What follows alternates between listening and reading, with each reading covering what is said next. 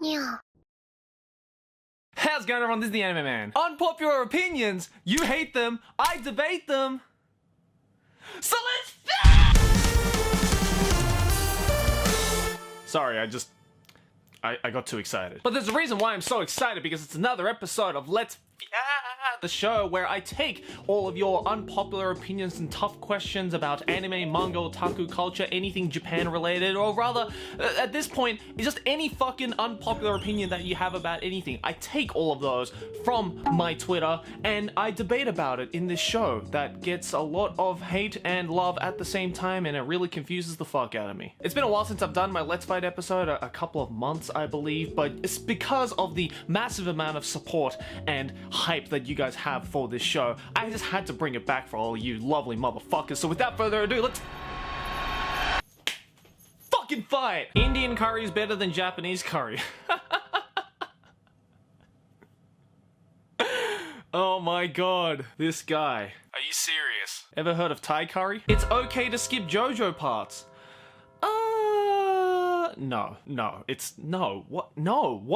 No, it's not okay to skip JoJo parts. Look, I get it, JoJo is such a long series, it's over 120 something volumes. I know how long it is, I experienced it for myself in my JoJo video. If you haven't checked that out, please do. It took me 41 days to film, links in the description. And I get it that yes, the first two parts technically don't have the stands that make an appearance for the rest of the series, so it may seem like something that is irrelevant, but the really important thing about parts 1 and 2 is not so much about the stands, or in this case the lack thereof, but rather the importance of the lore and the characters. Because the Hamon power, the wave power that exists in parts 1 and 2 is actually very prevalent to how the powers of stands work in parts 3 and later on. Not to mention, as you get to the back end of the JoJo series, I'd say from around Stone Ocean part 6 all the way up until the currently serializing part 8, the importance of the different families and their connections to one another become so relevant to the story. Like in part 8, you have to understand who the Higashikata family is,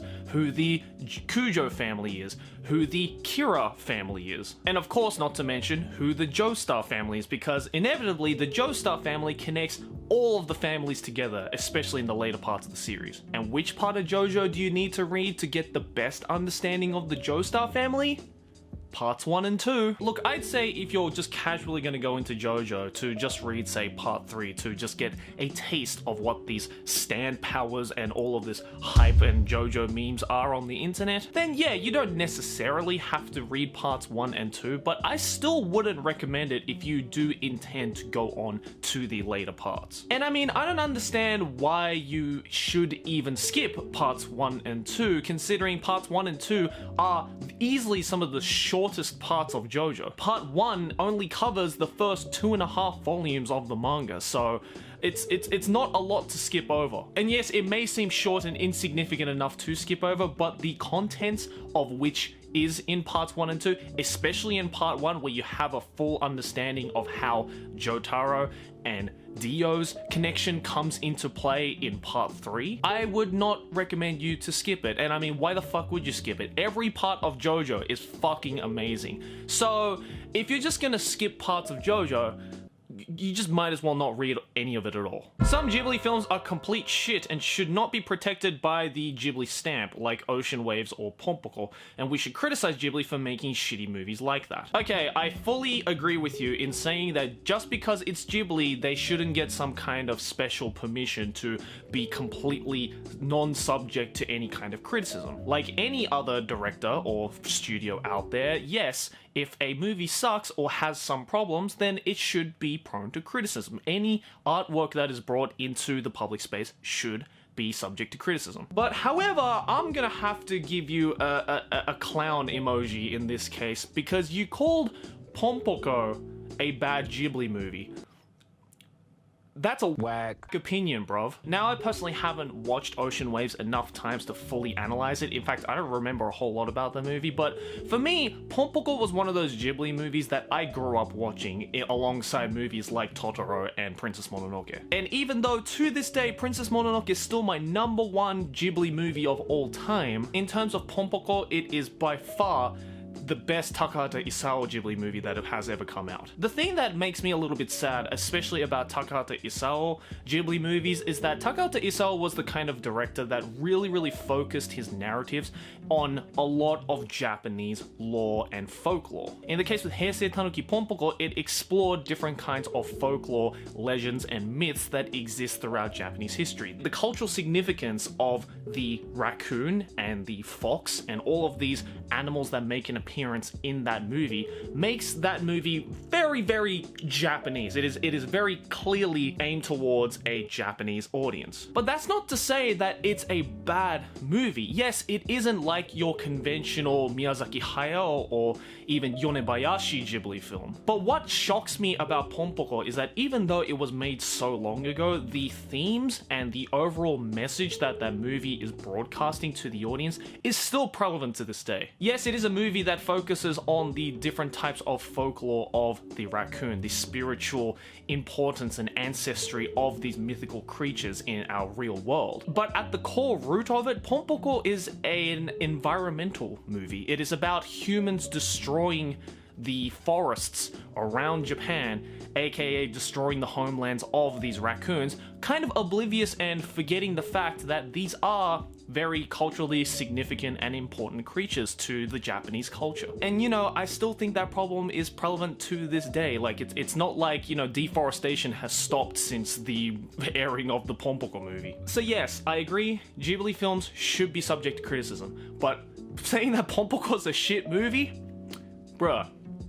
That's a bro moment. A fanbase is not a valid reason to dislike an anime. If you don't like a fanbase of a series, then just ignore the fanbase. You know, that is just so much easier said than done, especially since in the current climate of the online anime community, when you watch an anime series, you want to talk about it, and usually the first place that people go to talk about anime is the internet. And where do you find shitty fan bases and hyper obsessive fan bases of a particular thing? The internet. So unless you're purely watching an anime just to talk about it with your local friends at school and never ever go to search up what people think about a certain anime on the internet, there is really no way you can avoid said fanbase, especially if that fanbase is part of a very popular and successful anime series. Not to mention, that kind of hypothetical situation I brought up would almost be impossible in this day and age anyway, because most likely than not,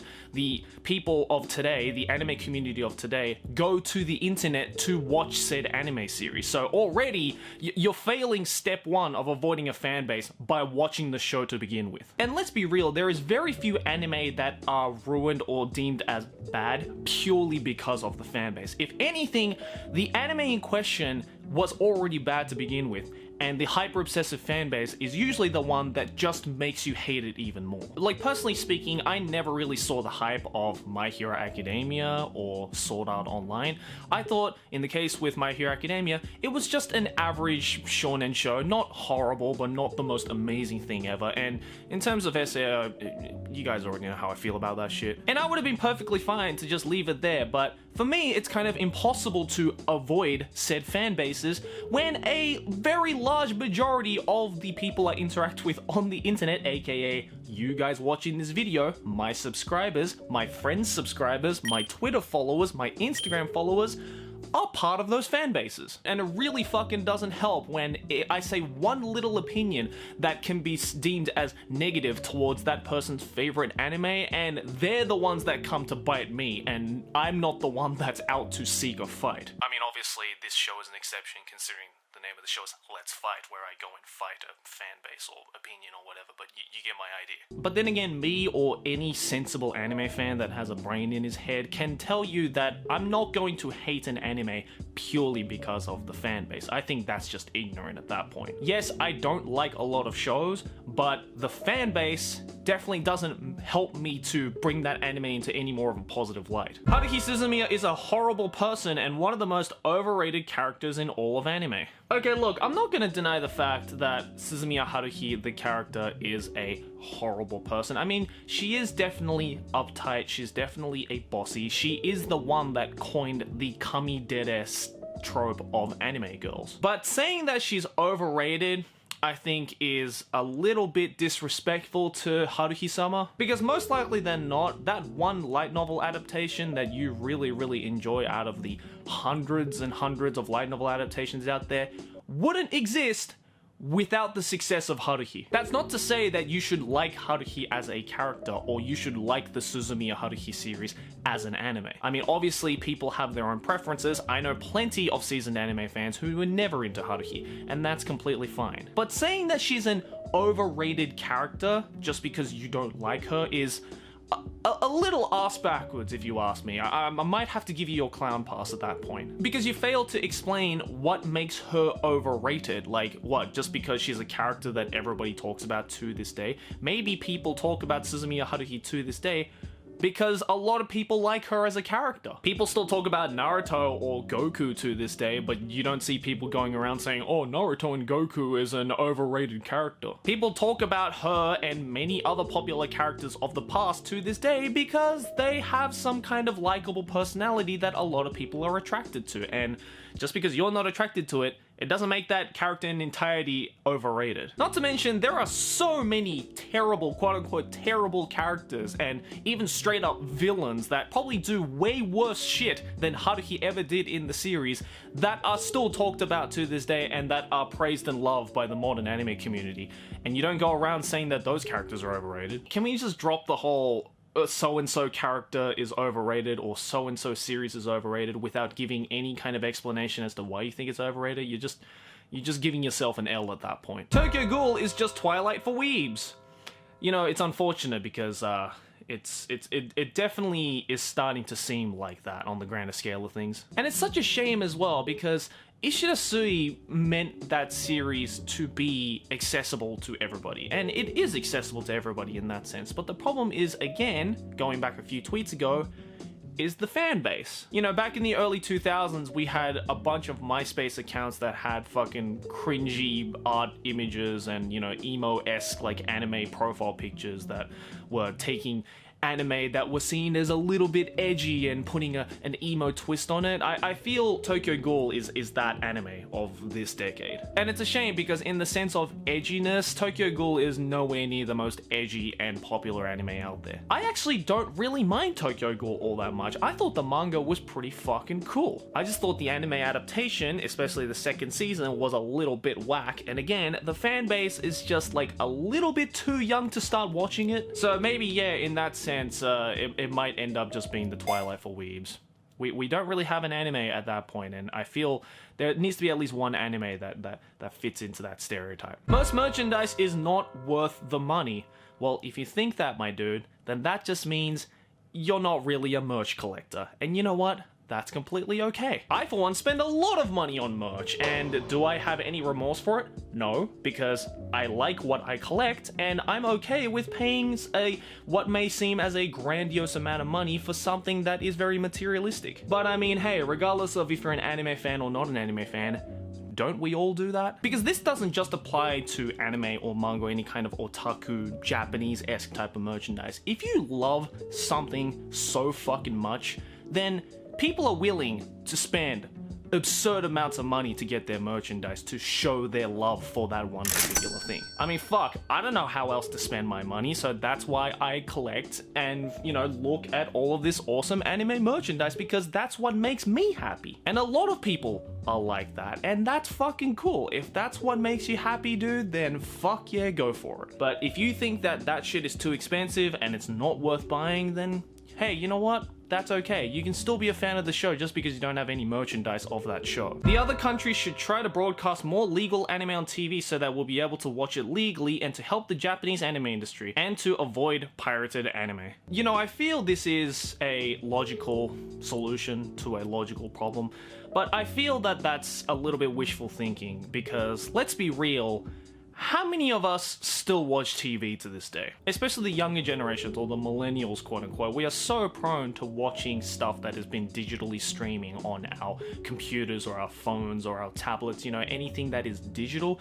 Very few of us now go and turn on the actual TV to watch shows that are actually broadcasting on air. I mean, my TV in my room is mostly used to play like on the Switch and the PS4. I actually haven't turned on that TV to watch TV see in probably close to a year. And that's because things like digital streaming and, on the other side of the spectrum, pirating shows is just way more convenient and way more accessible. I think the only solution to what you're saying in this particular tweet about broadcasting legal anime on TV is if every single anime that ever comes out every single season and in the past seasons are all broadcast on TV. But even if I feel we managed to do something like that, which I feel regardless is hypothetically impossible, it takes away from the ease and control that we have with digital streaming. Because with digital streaming, we can watch any number of episodes whenever we want in any order whatsoever. Whereas if you broadcast stuff on TV, it's usually set on a schedule. And if you don't follow that schedule or you miss that schedule, then you miss that episode. And what do you do if you miss an episode? You're most likely gonna go on to your Netflix or your Hulu or your Kiss Anime or wherever you watch your anime on your computer or laptop or mobile phone and watch it right there. So yeah, bottom line, I don't think that is going to be a reasonable solution to this problem. Toradora is straight up the greatest anime ever made.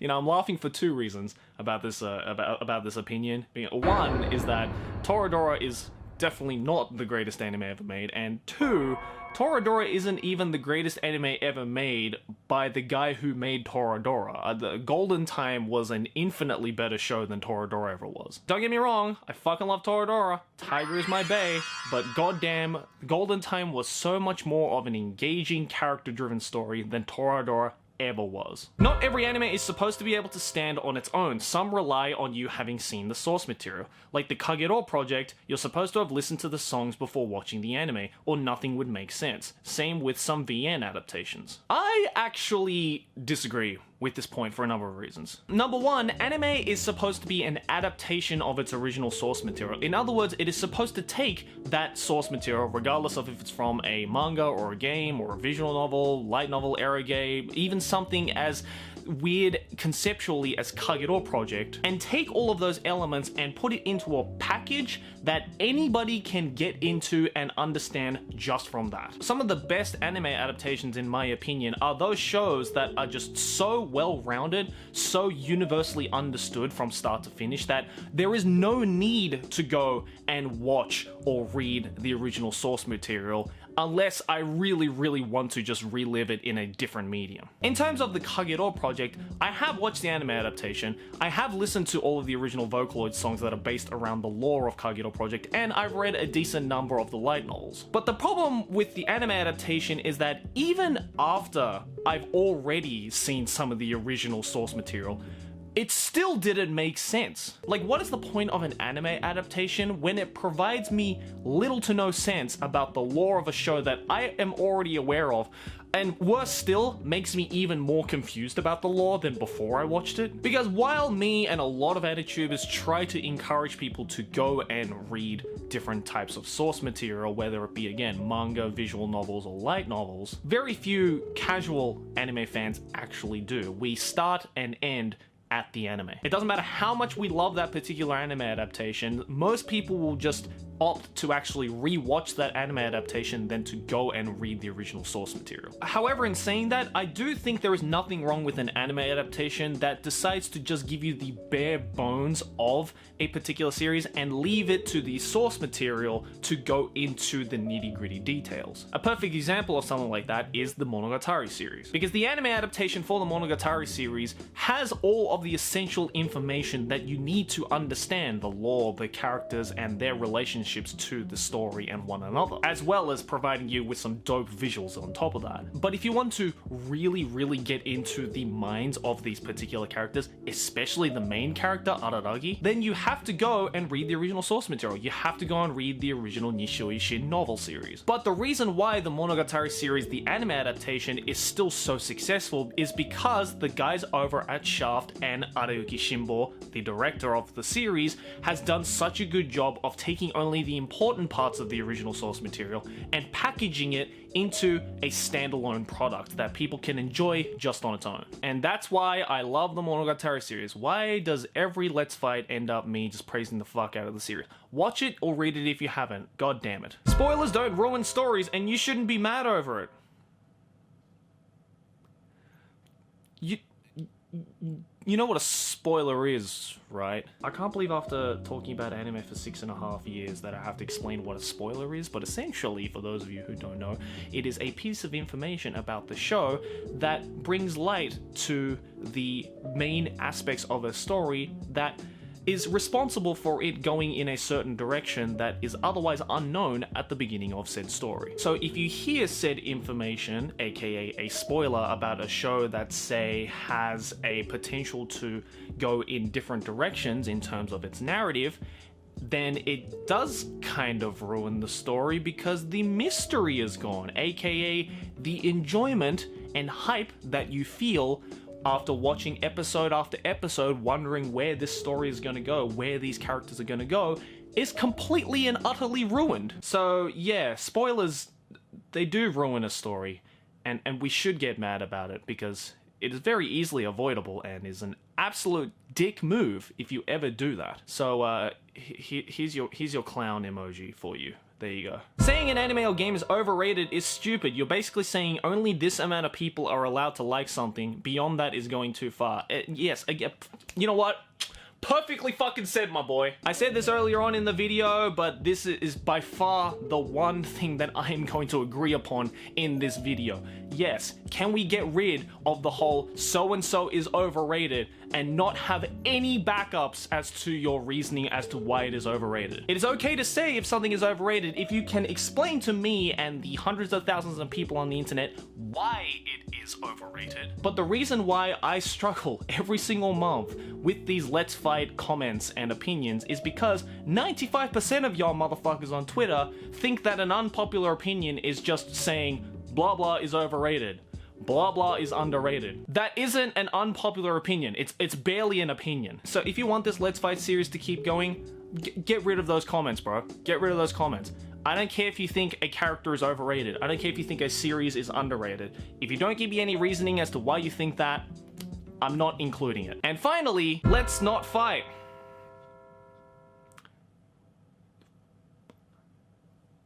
No. Guys, with that last opinion, that's gonna do it for this episode. Thank you for joining in to the very end once again. If you'd like to join in on the next episode of Let's Fight, then the best place to do it is to go over to my Twitter and leave your spicy and hot opinions about anime or otaku culture, anything that you want me to argue about, by using that hashtag Let's Fight. And if you have a decently strong opinion that you think is backed up and I have some thoughts about, then I'll include it in the next episode and fisticuff with you on it. Let me know your thoughts and opinions about any of the opinions I said, any of the counter opinions that I gave to any of the tweets in this video. I'm always interested to hear your strong opinions about anything that I discuss. And thanks for watching, guys. As always, like your favorite if you enjoyed, subscribe for more anime banter, keep watching anime.